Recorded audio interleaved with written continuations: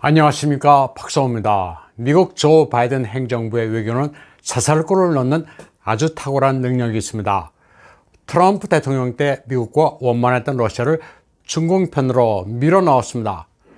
광시성 구일인에서 왕유와 회담을 하고 돌아온 세르게이 라브로프 러시아 외교부장은 러시아 중공의 우호 관계가 사상 최고점에 달했다고 말했습니다. 9.11에서 회담한 건 딴 이유가 없습니다. 베이징은 황사 때문에 숨을 쉴 수 없기 때문입니다. 중공관영신화통신은 중국 공산당 창설 100주년을 맞아 중공 러시아의 우호 관계가 아주 호조를 보이고 있다는 논조로 보도했습니다. 러시아와 중공은 같은 마음을 가지고 있다고 한 라브로프 장관의 발언을 유독 부각시켰습니다. 러시아 중공 회담에서 러시아 언론들은 대대적으로 보도했지만 중공 측이 고의로 누락시킨 부분이 있습니다. 바로 러시아가 중공에 대해 미국의 제재를 무력화하기 위해 달러 결제 시스템을 폐기하자고 건의한 점입니다. 달러와 디커플링하고 러시아와 중공 간 다른 결제 수단을 사용하는 방향으로 전환하자는 겁니다. 라브로프 장관은 중공 기자들에게 이 점을 정확하게 설명했지만 보도하지 않았습니다. 러시아 중앙은행은 최근 서방과 미국의 잦은 제재 움직임은 결국 기축통화로서의 달러화의 지위를 몰락시킬 것이라고 경고해왔습니다.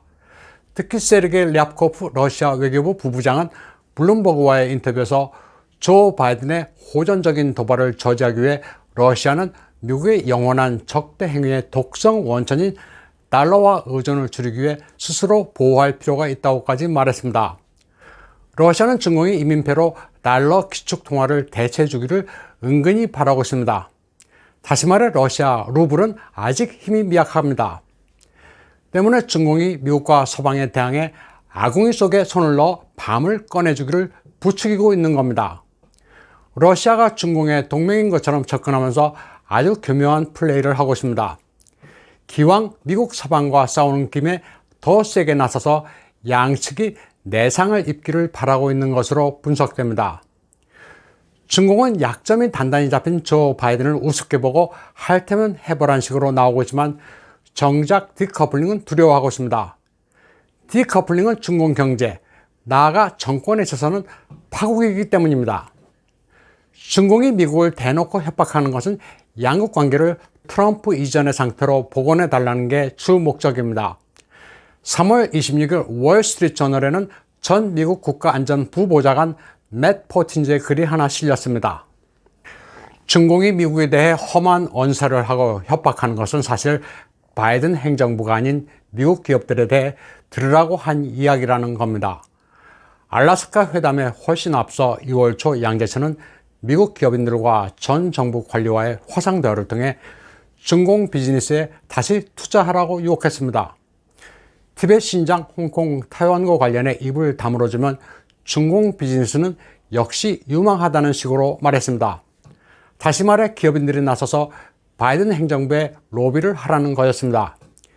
시진핑 역시 1월 말 스위스 다보스 화상회의에서 유럽과 서방에 대해 중공을 디커플링 하지 말라고 호소했습니다. 그런가 하면 스타벅스 전 회장에게 미중 경제관계 복원에 힘써달라는 서신을 보내기도 했습니다. 베이징이 서방과 싸우지만 입장은 분명합니다. 위구르, 홍콩, 타이완 문제에 시비를 걸지 말고 다시 미국 서방과 교역을 하고 싶다는 겁니다. 현재 신장 면허와 관련해 맹목적인 민족 정서를 부추기며 싸우고 있지만 전선을 통화 디커플링으로 확대하면 중공으로서는 재앙입니다. 그래서 라브로프 방중 관련 보도에서 고의로 달러화 디커플링 관련 내용은 누락시킨 겁니다. 달러 디커플링은 당장 중공으로서는 상상할 수도 없습니다. 중공으로서는 하루바삐 미국과 관계를 복원해 돈을 벌어야 합니다. 사실 러시아와 중공 관계를 보면 지금 전통적 우호니 동맹이니 이야기하지만 두 나라는 결코 가까워질 수는 없는 나라입니다. 과거 국경 분쟁도 겪은 적이 있고 역사적인 앙금도 상당합니다.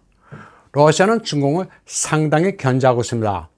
최근 극동 지역에서 군사훈련을 한 뒤 배치한 장비와 무기들, 특히 핵미사일을 다시 후방으로 물리지 않고 있습니다.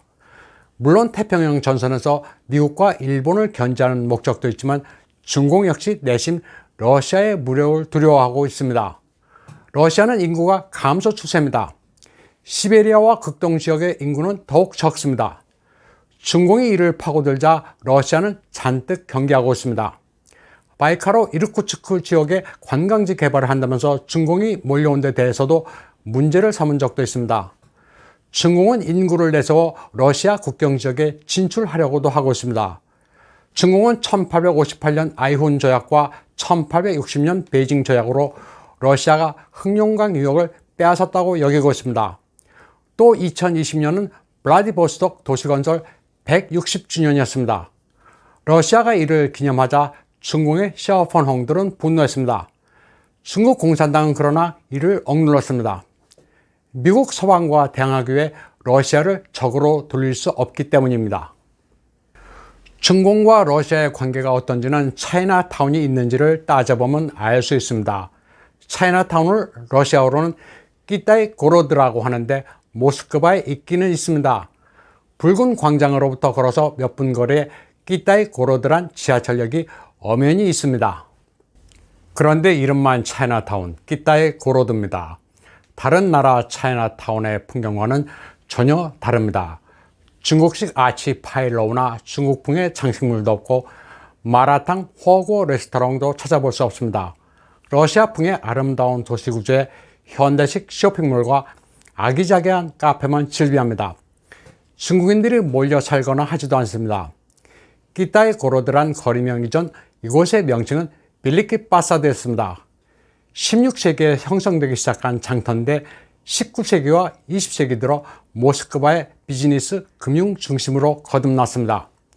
19세기 끼타이 고로드의 옛 모습이 담긴 포스트카드입니다. 시의회와 루비앙과 광장, 슬라브 그릭 라틴 아카데미와 수도원, 교회, 인쇄소, 은행의 건물이 묘사되어 있습니다.